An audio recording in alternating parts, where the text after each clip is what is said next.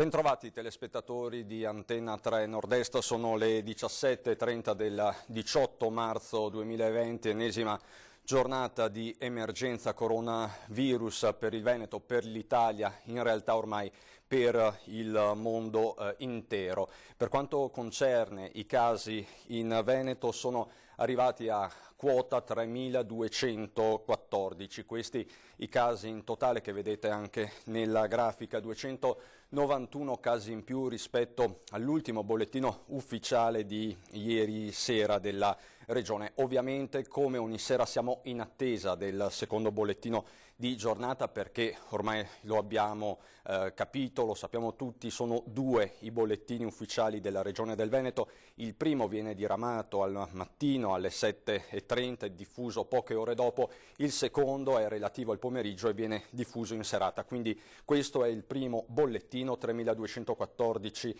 i casi, quasi 300 in più in meno di 12 ore. I soggetti in isolamento, lo vedete, il dato è eclatante, in isolamento a casa in tutto il Veneto sono quasi 10.000, per l'esattezza 9.419. Tra persone che sono positive al coronavirus e sono asintomatiche o con sintomi molto lievi e persone invece che sono entrate in contatto con persone positive. Rispetto all'ultimo bollettino, 5 vittime in più per un totale di 94 vittime che si sono registrate, perlomeno persone che sono morte con una positività al coronavirus, questa è la formula esatta. 5 quindi, una persona a Mirano, un decesso a Rovigo, un altro ad Asiago, 2 all'ospedale di Vicenza, per un totale in tutto il Veneto di 195 pazienti in terapia intensiva. Questo è il quadro aggiornato, ma per l'appunto in serata verranno diffusi i nuovi dati. E apriamo questa edizione straordinaria in attesa poi delle pagine informative regionali Veneto, di Venezia e di Treviso con una buona notizia che ci conferma in diretta Skype Alessia Rui. Alessia Rui è una studentessa trevigiana che si trova da alcune settimane nel nord della Spagna, a León. Come centinaia di ragazzi italiani, studenti italiani, si trova a studiare all'estero e ha avuto delle difficoltà, delle grossissime difficoltà in questi giorni, ha contattato più volte l'ambasciata, ma Alessia, vorrei che fossi tu a dirci le ultime novità. Hai trovato un volo, è così? Certo, un'ora fa ci è arrivata, buonasera a tutti, un'ora fa ci è arrivata la comunicazione dall'ambasciata che sono stati messi disponibili dei voli da Madrid e da Malaga nei prossimi 3 giorni, uno al giorno. E di conseguenza penso che molti di noi, quelli interessati, riusciranno a ritornare a casa. Io lo prenderò sabato da Madrid e arriverò a Fiumicino. Ecco, quindi puoi ripetere, partirai quindi sabato? Sì, okay. Ci sono voli disponibili domani, venerdì e sabato, sia da Madrid che da Malaga. Perfetto, arriverai a Milano, quindi la conferma ti è arrivata direttamente dall'ambasciata italiana a Madrid, immagino? Sì, abbiamo prenotato i voli sul sito di Alitalia. Ecco, tu sei in Spagna, mi raccontavi poco fa, dal 1° di febbraio, per fare cosa? Dal 1° di febbraio, perché sono all'ultimo semestre di una laurea magistrale un po' particolare che prevede un semestre in uno stato diverso, in uno stato europeo diverso, e l'ultimo semestre lo stiamo facendo in Spagna, a León, nel nord della Spagna.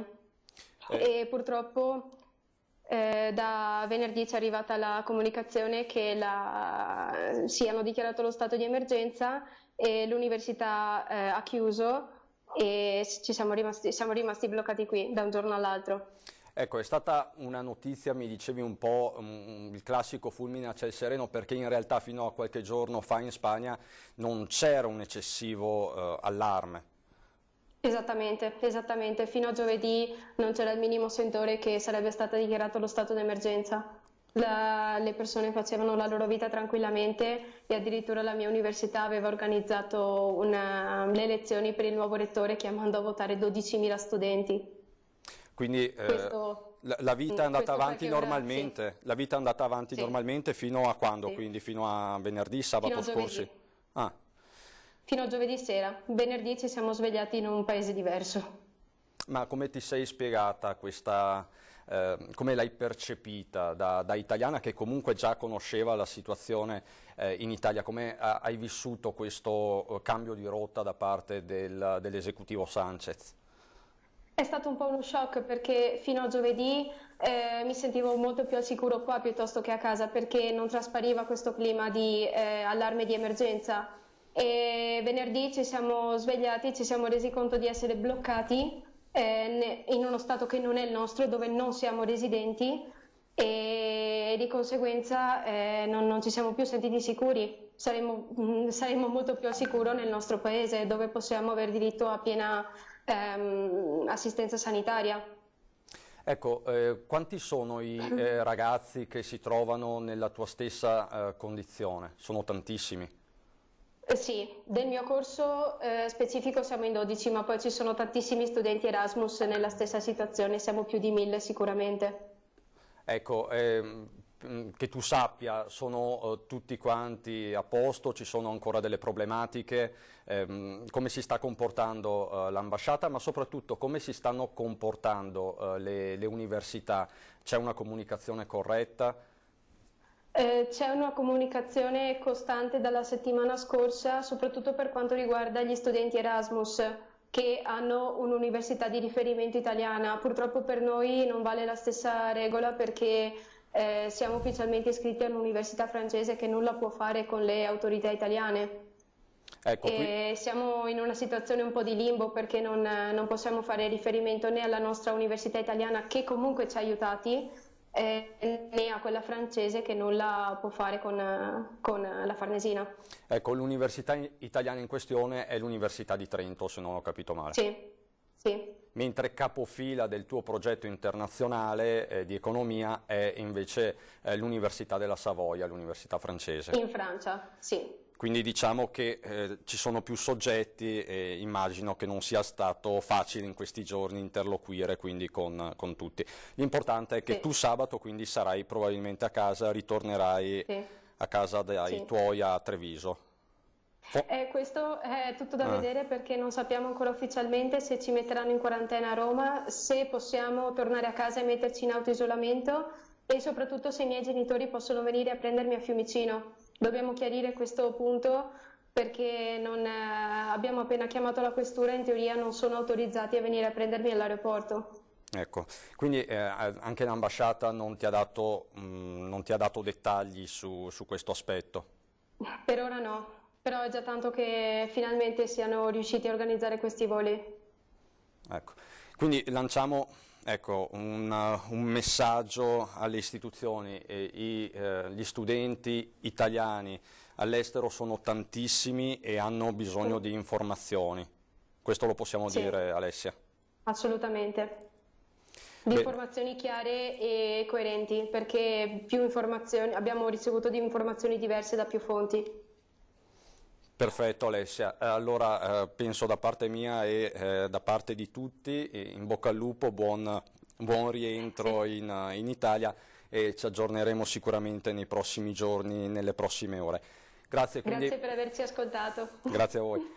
Grazie ad Alessia Rui, studentessa trevigiana a León in Spagna. Come lei tanti altri studenti veneti in questi giorni vi abbiamo raccontato molte storie anche di angoscia da parte di genitori che non sanno per l'appunto come stanno i figli, riescono magari a mettersi in contatto solamente via Skype, via WhatsApp, ma appunto non riescono ad avere nessun tipo di contatto fisico. Vi abbiamo raccontato anche storie drammatiche come di quel padre trevigiano in ansia per la figlia malata di tumore in Australia, l'impossibilità proprio di ricongiungimenti anche in casi così gravi e drammatici. Ecco, questa quindi una storia a lieto fine.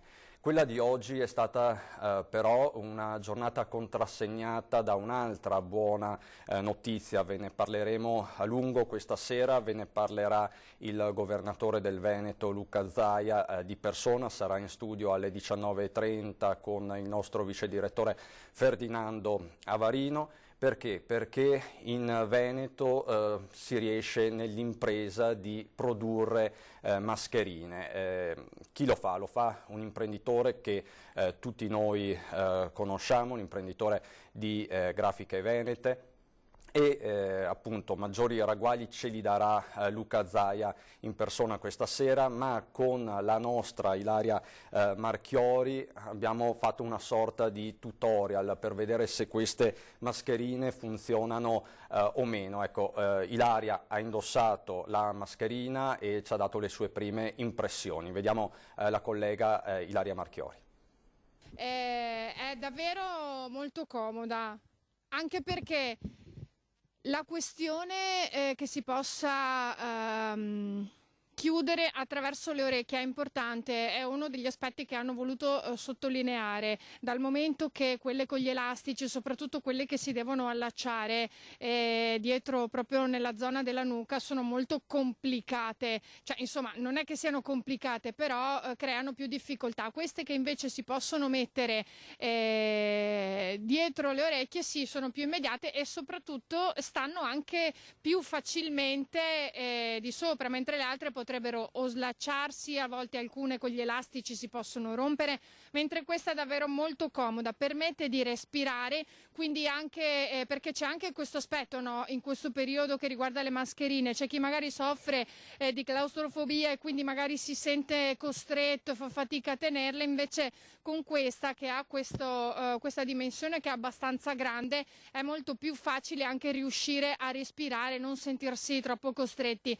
È consistente perché è abbastanza rigida, però allo stesso tempo è anche morbida, quindi ci si sente davvero bene, davvero a proprio agio. Questo direi che è molto importante anche proprio per il fatto di tenerla il più possibile quando si esce o se si hanno dei contatti eventualmente anche in casa.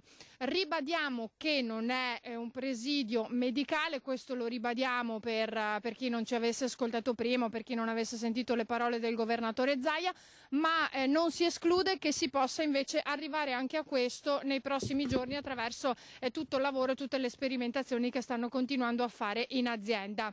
Volevo anche aggiungere un'altra cosa che è importante, si può indossare anche con gli occhiali da vista che spesso si appannano, perché con altri tipi di mascherine si rischia che si appannino, succede a moltissime persone che indossano gli occhiali da vista, infatti li ho tenuti appositamente proprio per questo motivo, con questa mascherina non succede, quindi si possono tranquillamente portare anche gli occhiali da vista, è importante anche questo. Ecco, questa è la nostra Ilaria Marchiori che oggi ci ha illustrato il corretto utilizzo di questa mascherina, una mascherina che verrà prodotta, anzi è già in corso di produzione da parte dell'azienda grafica veneta. Adesso tra l'altro mascherina, lo ha sottolineato lo stesso Zaia, ma bisogna ribadirlo, che non è un dispositivo medico né un dispositivo di protezione individuale. Perché lo sia, lo possa essere, servono delle certificazioni particolari da parte di laboratori per l'appunto certificati, accreditati con i sistemi di accreditamento, cose che fanno allungare anche a dismisura i tempi. Vista ovviamente l'eccezionalità dell'emergenza in atto, vista chiaramente l'esigenza di tutti di dotarsi di questo presidio, di questo dispositivo, si è avviata la produzione. Si arriverà a 2 milioni, forse di più, di mascherine al giorno, quindi è tantissimo e in pochi giorni si dovrebbero accontentare tutti, con delle precise priorità che sono state elencate dallo stesso Zaia, in primis i medici, gli operatori sanitari, gli infermieri e poi appunto i medici di base, gli operatori sociali, fino ad arrivare a tutti i cittadini. Adesso in diretta con noi via Skype c'è il dottor Ambrosetti. Solo un attimo, fino a qualche secondo fa era collegato, ecco, lo vedo. Eccoci dottore, mi sente? Dottor Ambrosetti, che è psicologo a Padova e che in questi giorni si sta occupando dei 1000 risvolti di questo scenario inedito.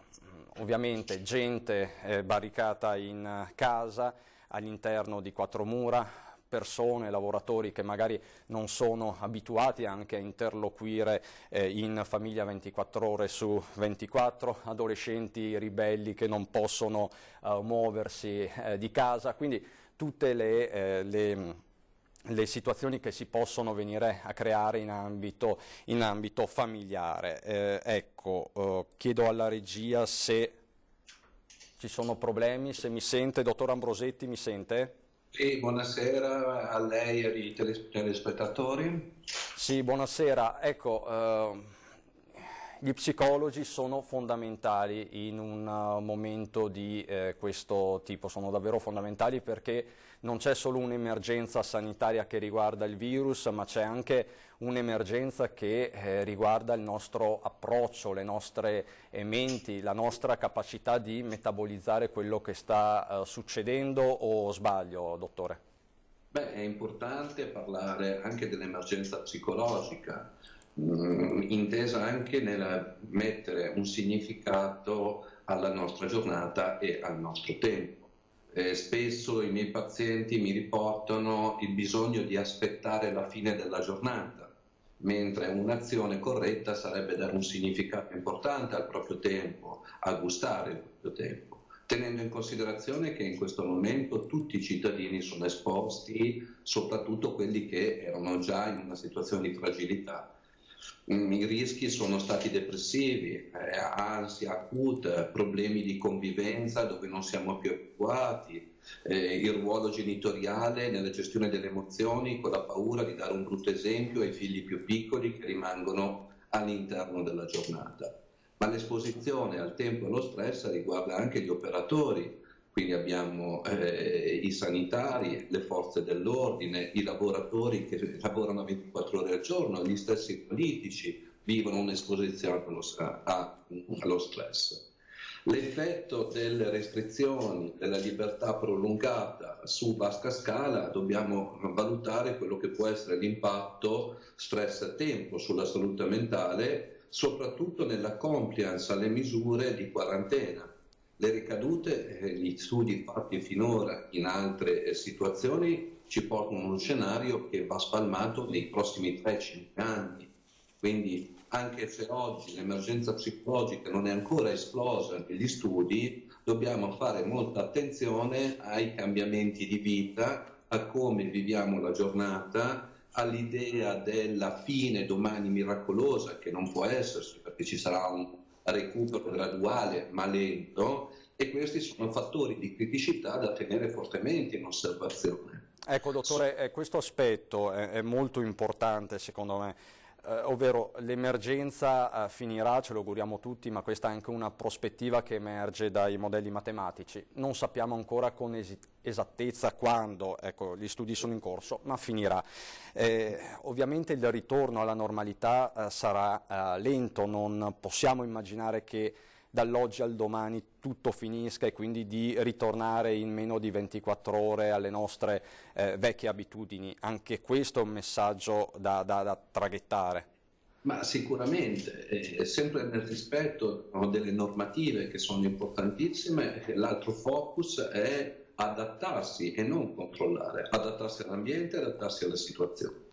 Dall'altra parte dobbiamo anche stare attenti all'esposizione allo stress, quindi evitare di continuare ad andare sui social, in internet e creare una fase di fissazione della notizia. Noi abbiamo bisogno di fonti sicure e certe, fonti rassicuranti che spiegano ai cittadini a livello logico, non solo emotivo, e dare rassicurazione di quello che stiamo attraversando, una consapevolezza sull'effetto della comunicazione sui mass media, perché alcuni annunci hanno avuto un effetto paradossale. Il divieto autorizza in qualche modo la psiche delle persone a uscire, come ho visto nel weekend, dove alcuni sindaci in maniera preventiva hanno dato delle limitazioni, hanno avuto un effetto paradossale completamente opposto, perché la persona si è detto l'ultima boccata d'aria e quindi esco. Lei quindi pensa che questo proibizionismo da un punto di vista legislativo possa essere un boomerang, quindi?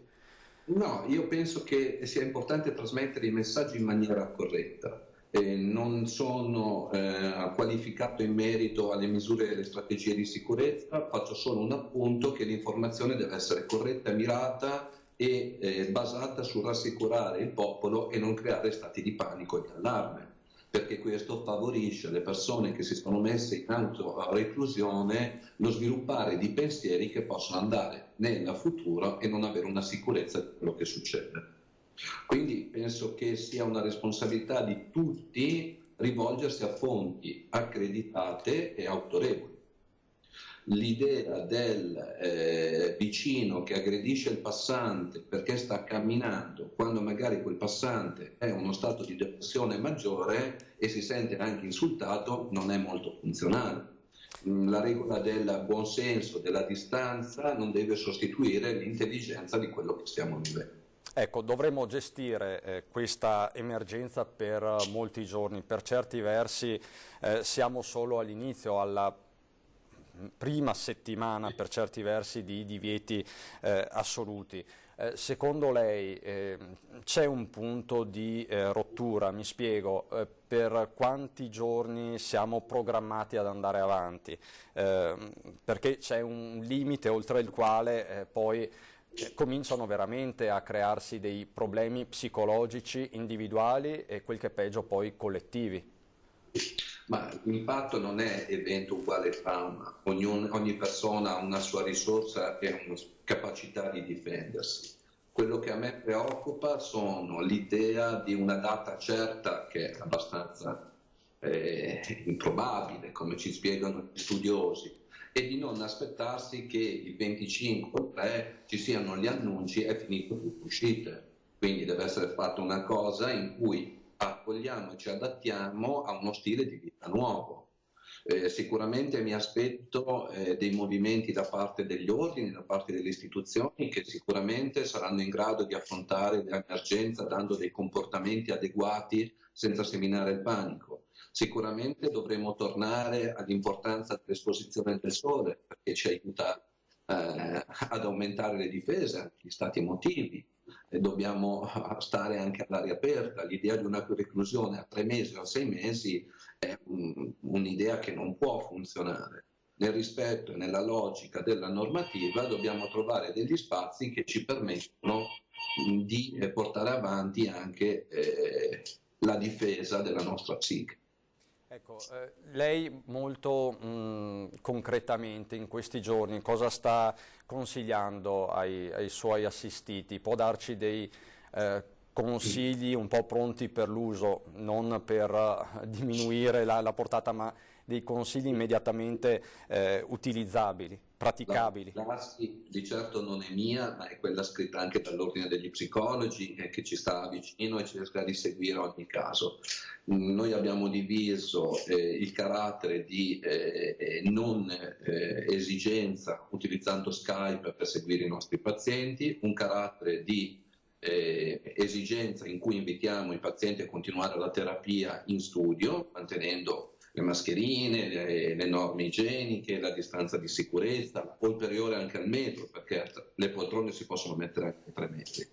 I consigli verso l'esterno sono di non andare a cercare informazioni in continuazione, di non rimanere davanti alla televisione, ma di tornare a una normalità abitativa, affrontando quello che sono le problematiche. Possiamo anche uscirne forti e migliorati da questa esperienza. La comunicazione e chiedere aiuto, per esempio molte realtà fatte da colleghi stanno offrendo dei servizi di assistenza telefonica dove attraverso un colloquio si può consigliare delle strategie adeguate. Io penso che sia importante la testimonianza di una paziente di stamattina che mi ha riportato l'idea di arrivare a sera, quindi quando metti i suoi bambini alle 9, 9 e mezza a letto a sera, dice finalmente la giornata è passata. Ma è il nostro tempo di vita, è quello che noi viviamo. In termini normali avremmo detto peccato che la giornata è già finita. Quindi rimarrei su quello che è normale, gustarsi il tempo, gustarsi le situazioni, gustarsi nel rispetto di se stesso e degli altri lo spazio della persona. La libertà è una forma mentale. Possiamo rimanere a casa, io ricordo quando studiavo all'università era classico per noi studiare 20 giorni senza uscire di casa ed era quasi una festa. Quindi è come viviamo le cose, come entriamo in relazione. Un altro appello che faccio alla cittadinanza è che se la persona ha un bisogno di uscire 10 minuti a fare 2 passi, che le istituzioni garantiscono questo movimento, soprattutto per le persone fragili che sono in trattamento e hanno anche certificati medici che gli consigliano di uscire e stare all'aria aperta. Quindi nel rispetto delle persone vuol dire rispettare anche le persone che non stanno bene. Non è l'ospizio o nuovo per noia. Alcune volte, nella maggior parte magari sì, ma dobbiamo tenere in considerazione che ci sono delle persone che hanno bisogno di poter uscire e noi come società che ci definiamo evoluta dobbiamo contemplare anche queste possibilità. Sta agli altri a definire le modalità, la mia è una richiesta semplice di non esasperare le cose ma di vivere normalmente nel rispetto delle persone. Grazie dottore. Ultima battuta, ovviamente il divieto di guardare la televisione non è assoluto, ci sono delle eccezioni, no? No, io sto parlando di fonti autorevoli, non del divieto. Penso che una volta che una persona si fida di quella fonte deve stare con quella fonte e quindi seguirla. Penso che i vostri interventi precisi siano una al mattino, una alla sera per avere un'idea di quello che sta succedendo, ma altra discussione è alzarsi al mattino con la speranza di trovare il titolo e finito tutto e rimanere legato ai social, alla televisione, alla radio 24 ore al giorno. Io ho testimonianze di pazienti che stanno svegli tutta notte con la speranza del mattino, un mattino diverso. Capiamo che queste persone sono già in una posizione di alta fragilità ed è altamente consigliabile che si rivolgano a un servizio. Perfetto. Dottore, grazie mille, buon lavoro ad Andrea Ambrosetti, psicologo e psicoterapeuta. Grazie Ambrosetti, grazie per davvero. A lei, buona serata e buon lavoro. Grazie.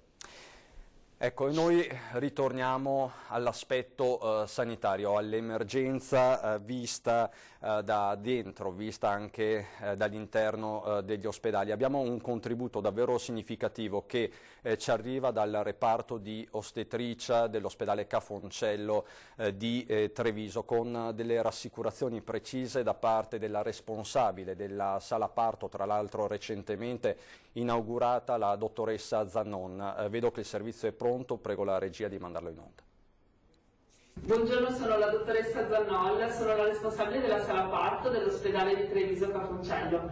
Abbiamo voluto fare questo videomessaggio per tutte le pazienti che avranno bisogno del nostro aiuto in questo periodo. Volevamo rassicurarvi perché il nostro reparto è sicuro come tutti i reparti di ostetricia e ginecologia del Veneto. Stiamo mettendo in atto tutte le procedure necessarie per mantenere contenuta l'infezione, che vi ricordo è diffusa su tutto il territorio nazionale. Oltre a queste procedure abbiamo anche voluto screenare tutto il personale in modo da poter lasciare a casa il personale asintomatico ma positivo al virus. Tutte le visite del percorso nascita non hanno subito variazioni, quindi sono garantite tutte le visite ostetriche e tutto quello che è necessario per seguire la gravidanza, soprattutto le gravidanze ad alto rischio. Sono inoltre garantite tutte le urgenze ginecologiche, quindi anche la parte chirurgica che sarà necessaria. Per garantire maggiore sicurezza a tutte le mamme e ai neonati, vi chiediamo di accedere a questo reparto accompagnate da una sola persona di fiducia. Questa persona potrà essere accanto alla mamma durante il periodo espulsivo del parto e per tutte le 2 ore del postparto L'orario visite e reparto sarà poi dalle 19 alle 20. Vi aspettiamo garantendovi professionalità e sicurezza. Vi aspettiamo, andrà tutto bene. Ecco quindi le rassicurazioni alle neomamme e alle future mamme che arriva direttamente dall'ostetricia dell'ospedale Cafoncello di Treviso. Un messaggio analogo è partito anche dall'ospedale di Montebelluna. Vediamo. Buongiorno mamme, siamo ancora qui a incontrarvi, a salutarvi, a dirvi che siamo pronte ad accogliere come sempre tutti i vostri bisogni, le vostre domande, siamo operativi, stiamo bene, come vedete la vita vince perché qui abbiamo i nostri nuovi arrivati. Mi raccomando, restate a casa, proteggetevi, lavatevi le mani e pensate con serenità a questo momento che state vivendo, perché siamo sicure che andrà tutto bene! Ciao mamme! Ciao, ci vediamo, ciao!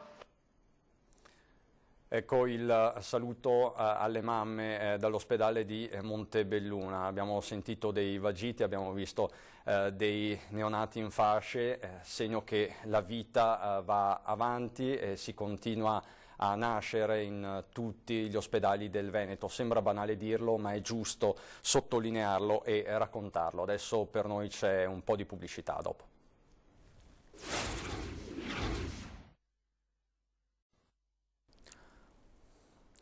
Di nuovo insieme per continuare questa edizione straordinaria dedicata inevitabilmente all'emergenza coronavirus che ormai stiamo vivendo da settimane. C'è una notizia dell'ultima ora che arriva dal bellunese, ringrazio la collega Tiziana Bolognani per la notizia tempestiva, perché l'USL 1 Dolomiti conferma il quinto decesso, quindi sarà un dato che ritroveremo probabilmente nel nuovo bollettino ufficiale della Regione questa sera.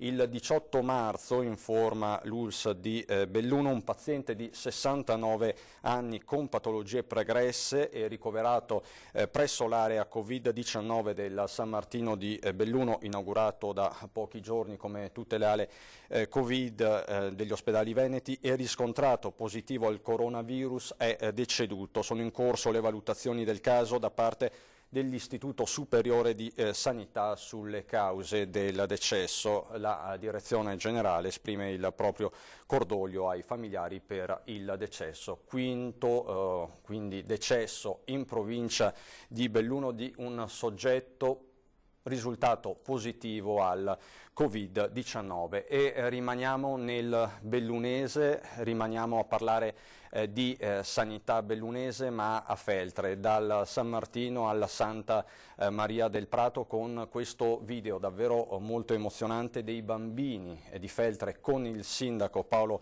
Perenzin, che rivolgono un grazie e un incoraggiamento all'ospedale e al personale del nosocomio feltrino. Vediamo.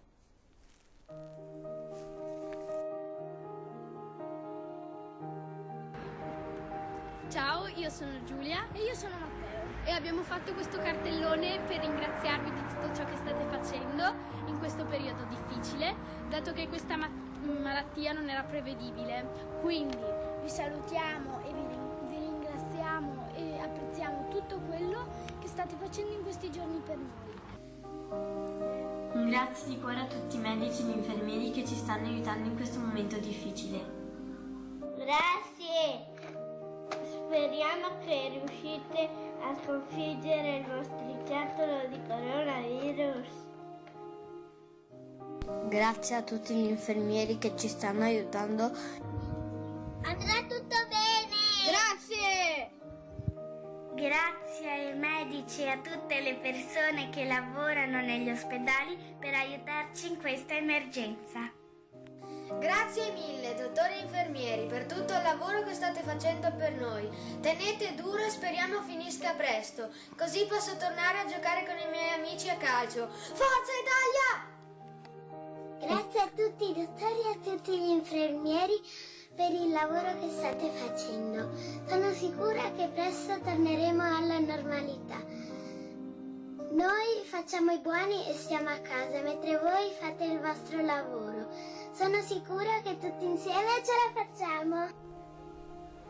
Abbiamo pensato di dare voce ad alcuni dei nostri bambini che sono la parte più gioiosa della nostra comunità e quella che meglio di tutti gli altri è in condizione e capace di dare un messaggio di speranza e anche in questo momento un messaggio di grande gratitudine al personale sanitario che è impegnato in prima linea nei nostri ospedali, nel nostro ospedale di Feltre. Sappiamo che siete impegnati in una condizione di lavoro difficile, che siete sottoposti a situazioni anche di stress emotivo veramente importanti. Sappiate che vi siamo vicini, vi ringraziamo, parlo a nome della comunità feltrina intera, per quello che possiamo fare noi ci siamo. Grazie a tutti!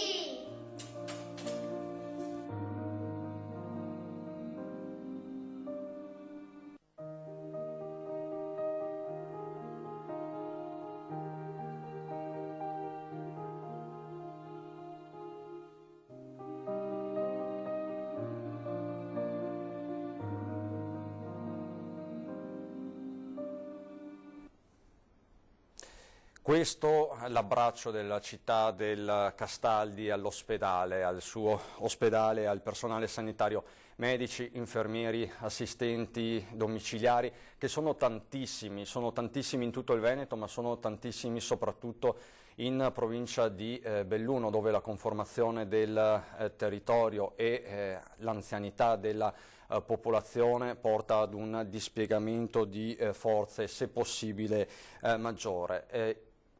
Belluno, da dove arriva la notizia che vi ho letto poco fa, che mi è stata trasmessa dalla collega Bolognani, sul quinto decesso all'ospedale San Martino di una persona di 69 anni risultata positiva al Covid-19. Siamo in collegamento telefonico con il presidente della provincia di Belluno, Roberto Padrin. Presidente, la situazione nel bellunese, come altrove, non è facilissima.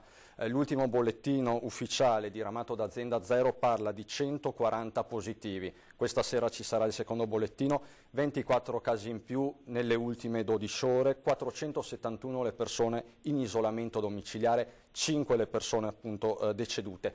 140 casi in una provincia di 200.000 abitanti, poco più, sono tanti. Consideriamo che Treviso ha 591 positivi su una popolazione che è quasi 5 volte quella di Belluno. Presidente, un suo commento, una sua sensazione su questo? Buonasera a tutti. Penso che la preoccupazione che ho io è la preoccupazione, penso, di tutti i bellunesi di fronte a questi numeri e a questi dati che crescono poi inesorabilmente di giorno in giorno. È chiaro che le misure restrittive di prevenzione che sono state messe in atto dalla settimana scorsa, mi auguro che almeno dalla prossima possono fare un po' invertire questa tendenza al rialzo molto forte. Oggi poi c'è stato questo focolaio nella casa di riposo di Porta al Pago e questo è sicuramente un segnale molto preoccupante, perché ci troviamo di fronte proprio a persone sensibili anche di una certa età e che sicuramente dovranno lottare contro questo virus e sicuramente non sarà facile. Quindi devo dire che la situazione è preoccupante come in tutto il territorio veneto. Noi inizialmente eravamo stati un po' ai margini di questa esplosione del contagio, invece adesso siamo entrati pienamente e mi auguro veramente di cuore che la gente possa aver capito in maniera seria che ci troviamo di fronte a un qualcosa di molto forte che ha cambiato ovviamente le abitudini di tutti i nostri bellunesi e che ora dovranno veramente rispettare le regole alla lettera e quindi uscire di casa solo per estrema necessità. Presidente, la interrompo solo un attimo e chiedo alla regia di mandare in onda, perché siamo in diretta con la sede della Protezione Civile, per l'aggiornamento consueto serale. Siamo a un aumento di 2.648 contagiati. Delle forze Sentiamo. armate a Crema e Piacenza. Qui voglio ringraziare le forze armate che sono vicino al Dipartimento e al Servizio Nazionale della Protezione Civile e alle regioni per portare avanti l'attività di soccorso alla popolazione. È proseguita l'attività di distribuzione delle mascherine e dei ventilatori, abbiamo distribuito oltre 1 milione di mascherine e 40 ventilatori per la ventilazione polmonare. Per quanto riguarda le altre cose, voglio ricordare che il Dipartimento della Protezione Civile, sulla base di quelle che sono state le sollecitazioni pervenute nei giorni scorsi, ha aperto un conto corrente per raccogliere le donazioni da parte dei nostri connazionali, e troverete sul sito tutte quante le informazioni sul conto corrente e gli estremi del conto corrente. Queste donazioni saranno utilizzate per l'acquisto delle attrezzature sanitarie e dei dispositivi di protezione individuale. Voglio infine concludere con un messaggio di vicinanza ai sindaci dell'area della Bergamasca, che in questo periodo stanno insieme con tutte le strutture sanitarie, con la popolazione, vivendo un momento di grossa fatica e di grosso impegno, quindi gli siamo tutti quanti vicino. E voglio anche da ultimo ricordare che è necessario adottare corretti comportamenti, quindi voglio richiamare ancora una volta l'esigenza di contenere al massimo gli spostamenti, perché anche i dati di oggi sul numero dei guariti e sul numero soprattutto dei contagiati ci fanno pensare positivo con l'adozione dei corretti comportamenti. Io mi fermerei qui, darei la parola al professore Brusaferro. Prego, professore. Grazie, buonasera a tutti. Come sapete, noi 2 volte a settimana come Istituto Superiore di Sanità produciamo dei dati e dei rapporti più approfonditi sia sull'andamento dell'epidemia sia sull'andamento della mortalità, oltre all'infografica che viene prodotta ogni giorno. Oggi vorrei focalizzare un po' l'attenzione insieme a voi su questi rapporti che peraltro trovate all'interno del nostro sito. Il rapporto sull'andamento, delle curve epidemiche mostra sostanzialmente come, e parliamo dei casi confermati, mostra come sostanzialmente la curva epidemica a livello nazionale sia in crescita. Mostra anche dalle mappe che potete trovare anche dall'infografica come ancora una volta siano alcune regioni del nord Italia quelle che sono maggiormente coinvolte oggi nella circolazione locale e nel numero di persone positive, ma soprattutto nel numero di persone che poi si rivolgono ai servizi sanitari, in particolare agli ospedali e alle terapie intensive.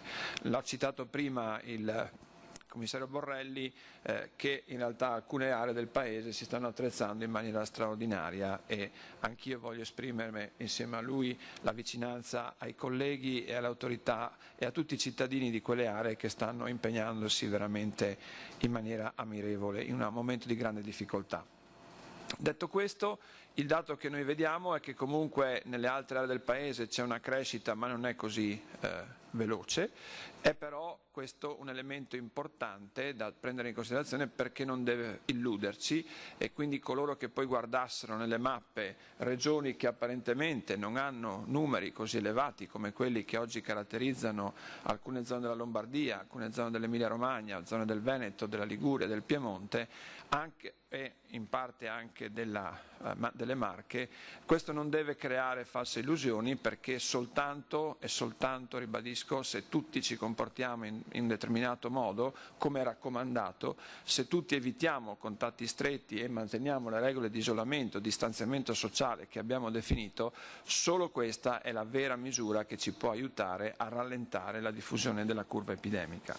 Detto questo, noi sappiamo che l'impegno importante è quello delle terapie intensive, anche perché è vero che sono un numero limitato di persone che ha bisogno di supporto della terapia intensiva, ma quando il numero degli infetti o il numero delle persone che contraggono l'infezione è molto ampie, anche il 5% diventa un numero molto elevato, e questo diventa un aspetto estremamente importante. Sappiamo anche che è molto importante. Queste le parole di Brusaferro dell'Istituto Superiore di Sanità, che ha confermato come la curva epidemica sia ancora in crescita in tutto il Paese, soprattutto in alcune regioni del nord. L'epicentro resta la Lombardia, lo abbiamo sentito nelle parole del commissario della Protezione Civile Borrelli, la zona di Bergamo, Brescia, che continua a essere estremamente sotto stress. Restano abbastanza fortunatamente indietro le regioni del sud, che così possono anche guadagnare un po' di tempo nell'allestimento dei vari ospedali e delle varie aree Covid. Ecco, ritornerei per un attimo, per un flash, a Belluno, perché è rimasto in linea con noi il presidente della provincia Roberto Padrin. Ecco, Padrin, in questi minuti è uscito anche il ministro Spadafora, che sconsiglia ogni attività all'aperto, ogni attività sportiva all'aperto e più in generale ogni attività anche al di là di quello che c'è scritto nei vari decreti. Lei, che è anche uno sportivo e rappresenta Belluno nella nazionale dei sindaci, ecco, cosa si sente di dire agli sportivi? Che anche questa è una limitazione pesante, però devo dire che penso che alla fine arriverà, perché purtroppo poche persone stanno rispettando quelle che sono anche le misure di questa possibilità che è stata data un po' agli atleti, ma anche agli appassionati di fare una corsetta magari da soli, perché purtroppo si trovano insieme magari 3, 4, 5 e questo sicuramente non va bene. Quindi anche nelle passeggiate bisogna stare da soli, altrimenti anche le passeggiate vengono vietate. Io ho ascoltato prima le parole dello psicologo, ovviamente dice che ci sono anche delle situazioni in cui abbiamo delle persone che hanno proprio l'esigenza medico-sanitaria di farsi 4 passi all'aria aperta. Ecco, queste persone sono quelle che possono permettersi di andare fuori. Se i comportamenti non sono consoni a quelle che sono le limitazioni che sono state date, è chiaro che alla fine arriverà una misura restrittiva che impedirà a tutti di uscire. Quindi devo dire che non mi meraviglierei se ciò avvenisse, ripeto, alla luce di alcune situazioni che purtroppo si vedono quotidianamente ancora. Ecco, Presidente, in provincia di Belluno non ci sono, come ovunque, solamente i runner o gli sportivi, ma ci sono anche tanti proprietari di seconde case. In questi giorni lei lo ha ripetuto 1000 volte. Siete sempre i benvenuti in provincia di Belluno, ma stavolta dovete starvene a casa, o sbaglio?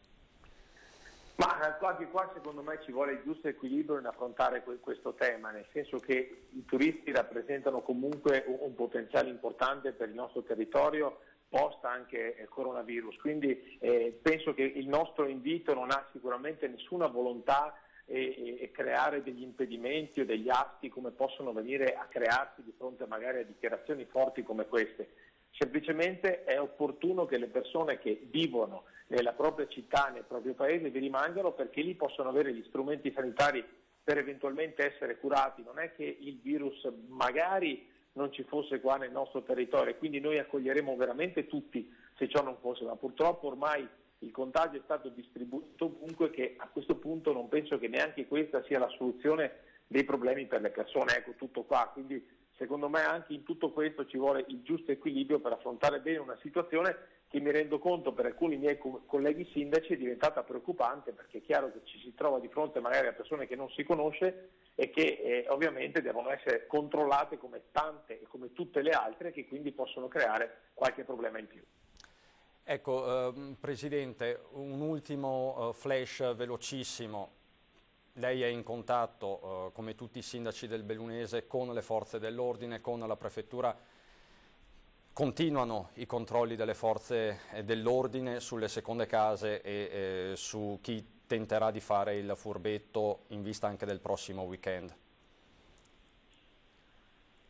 Sì, io quotidianamente partecipo al Comitato Ordine e Sicurezza, che è coordinato dal nostro prefetto con le forze dell'ordine, col direttore del nostro AUS e il sindaco di Belluno, e devo dire che c'è un grandissimo sforzo da parte delle forze dell'ordine nel rispetto delle regole. Stanno aumentando i controlli veramente in maniera forte, ma contestualmente stanno aumentando anche le denunce di chi non si comporta in maniera corretta. Qua veramente non ci deve essere nessuna buonismo e buon senso. Qua bisogna veramente applicare le regole, e chi esce di casa lo deve fare solamente per i motivi che sono riportati in maniera precisa nell'ultimo DPCM, quindi le 3 motivazioni: lavoro, salute o grave necessità. Perfetto. Presidente, grazie mille, buon lavoro anche. Grazie a voi, buona giornata, buona serata. Grazie al Presidente della provincia di Belluno, Roberto Padrin. Siamo alle battute finali prima di dare la linea al telegiornale regionale del Veneto. Vi ricordo un attimo velocemente i dati complessivi. Siamo a 3.214 casi positivi di coronavirus in Veneto, un aumento di 291 casi secondo appunto l'ultimo bollettino ufficiale. Un secondo bollettino è atteso ovviamente in serata, quasi 10.000 gli isolati, le persone che si trovano in isolamento domiciliare. Questa è stata la giornata, possiamo chiamarla così, delle mascherine, perché oggi il Presidente Zaia ha annunciato questa forte collaborazione con Grafica Veneta per la produzione giornaliera di 2 milioni di mascherine, tantissime, in modo da coprire i fabbisogni regionali sicuramente, ma l'obiettivo è quello anche di arrivare a 3 milioni pass di produzione giornaliera. Nelle prossime edizioni ne parleremo, ma ne parlerà soprattutto il nostro vice direttore Ferdinando Avarino in studio con il governatore del Veneto Luca Zaia alle 19:30. Sempre Zaia, un'altra notizia di giornata, ha detto che secondo i modelli matematici che sta utilizzando l'unità di crisi, il comitato scientifico dell'unità di crisi, il picco per il Veneto è atteso per il 15 aprile, quindi ci sarà ancora da penare. Ecco, questa quindi la situazione aggiornata in tempo reale. Vi ringrazio per l'attenzione, fra pochi minuti l'edizione regionale. Grazie e buon proseguimento.